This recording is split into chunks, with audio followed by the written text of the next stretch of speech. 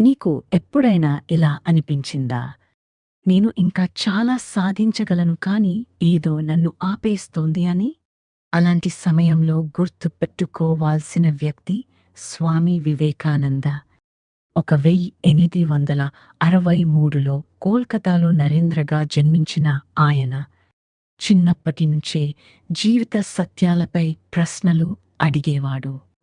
ఆ ప్రశ్నలకు సమాధానం కోసం తన గురువు శ్రీరామకృష్ణ పరమహంసను కలిశాడు. ఆ పరిచయం ఆయన జీవితాన్ని పూర్తిగా మార్చేసింది. సాధారణ యువకుడి నుంచి ప్రపంచాన్ని ప్రభావితం చేసిన మహానుభావుడిగా ఎదిగాడు. 1893లో చికాగోలో జరిగిన ధర్మసభలో ఆయనను ఎవరూ గుర్తించలేదు.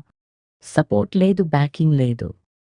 కానీ ఆయన ఇలా అన్నాడు, sisters and brothers of America. అంతే, వేలాది మంది లేచి నిలబడి చప్పట్లు కొట్టారు. ఎందుకంటే ఆయన మాటల్లో నిజం ఉంది. ఆయనలో ఆత్మవిశ్వాసం ఉంది. ఆయన మనకు ఇచ్చిన గొప్ప సందేశం, లేచి నిలబడు, మేల్కొను, లక్ష్యం చేరే వరకు ఆగొద్దు. ఇప్పుడు నిన్ను నువ్వే అడుగు, నువ్వు భయంతో ఆగిపోతావా?